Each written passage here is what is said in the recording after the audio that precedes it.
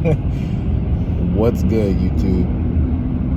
You already know who it is, or maybe you don't. It's your boy Marcus Health, Up the Hill Fitness, where we train for the uphill battle of life.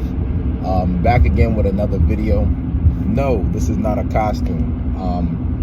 For those of you who have watched my previous videos, I do tend to wear shades sometimes when I'm driving. Right now the sun is sunning, so shout out to the shades.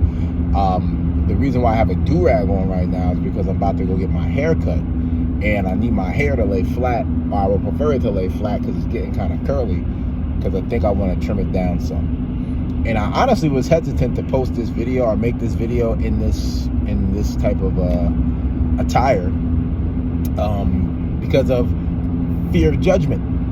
What if somebody judges me based off my appearance, you know? But at the same time, I think one of the beauties of health is, you know, self-acceptance. You know, I have to accept myself at all stages. And when you accept yourself at all stages, the judgment of others doesn't matter. And that kind of leads me to my main point with this message today is, like, trust your process.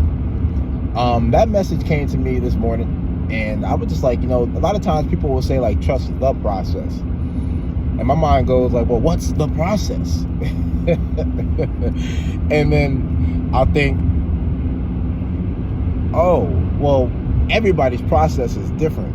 What's your process? And how does that look? And I think a lot of times what happens is we compare a lot, and it's just a natural thing that we do, whether it's consciously or subconsciously. Like, I compare myself to others in the gym. If somebody's fitter than me, I may say, wow, that guy's like really, really fit. I'm like, damn, need to hit the weights a little harder or something. You know, you may compare yourself to somebody from a career standpoint. You may look at where they're at and where you're at and say, wow, we're the same age and this person has seemingly accomplished more than me. And there's a saying out there that goes, comparison is the death of joy, right? And when you hear the cliche, trust the process, shout out to Joel Embiid and all my Sixers fans out there. I'm not a Sixers fan, but I do like Joel Embiid. Just a little side note. Hopefully he comes back because the Sixers need him and Paul George. But anyway, I digress. When you hear that cliche, trust the process, I think what happens is a lot of times you're subconsciously comparing where you're at based off what that person who's telling you to trust the process, where that person has been at, where they're currently at, and where they're going. Not realizing that, oh, like, my process and that person's process are two totally different things. And when I was a full-time trainer, I used to have to remind my clients that, like reel them back in and be like, hey, look, like, you're comparing yourself to another person who you don't know their lives outside of the gym. You don't know how long they've been doing this for. You don't know what they're currently struggling with, what they've currently accomplished. You don't know anything. So before you start comparing yourself to that person, reflect on where you're at in your journey and trust your process, because your process is going to be totally different than their process, and there's a beauty in that.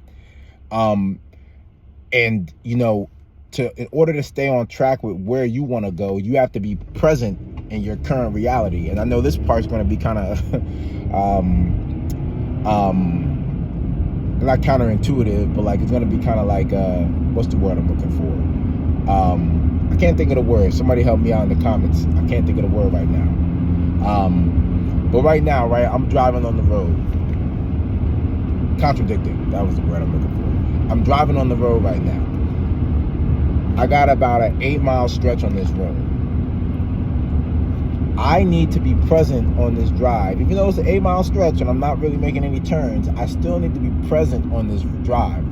The contradictory part comes into place because, like, I'm recording a video as I drive. Don't do this at home.